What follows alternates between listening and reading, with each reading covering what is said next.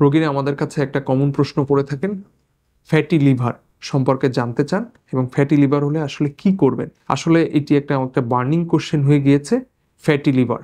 কারণ আমাদের বর্তমান লাইফস্টাইল ফ্যাটি লিভার হওয়ার জন্য একটা অন্যতম কারণ।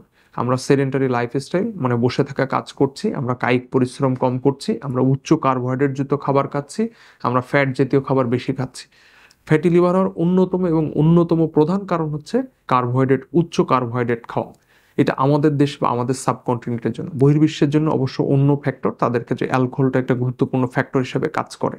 আমাদের যেটা হয় non alcoholic fatty liver disease. এখন ফ্যাটি লিভারের অনেকগুলো গ্রেড আছে, গ্রেড 1, 2, অ্যাভাব। এখন কথা হচ্ছে ফ্যাটি লিভার হলেই আপনি ওষুধ খাবেন কিনা, বা আপনি কখন ওষুধটি গ্রহণ করবেন, অথবা ফ্যাটি লিভার হলেই যেটা আপনি একটা বিপজ্জনক পরিস্থিতিতে পড়ে গিয়েছেন এমন কিনা। আসলে এমনটি নয়।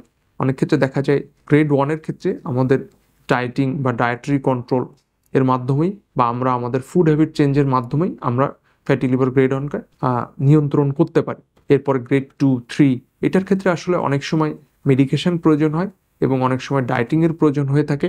এবং সবচেয়ে গুরুত্বপূর্ণ ব্যাপার, আপনার ফ্যাটি লিভারটি কী জন্যে হচ্ছে সেই কারণটি নির্ণয় করে সেটার চিকিৎসা করা। সবসময় যে আপনার কার্বোহাইড্রেট গ্রহণের কারণে ফ্যাটি লিভার হচ্ছে এমনটি নয়। আপনার অনেক শরীরে অসুস্থতা থাকতে পারে, অনেক ডিজিজ থাকতে পারে যেটার কারণে ফ্যাটি লিভার হতে পারে। সেক্ষেত্রে আপনার সেই রোগের চিকিৎসা করে ফ্যাটি লিভারের চিকিৎসা নেওয়াটা উত্তম, এবং অবশ্যই এক্ষেত্রে হেপাটোলজিস্টের পরামর্শ নেবে। ধন্যবাদ সবাইকে।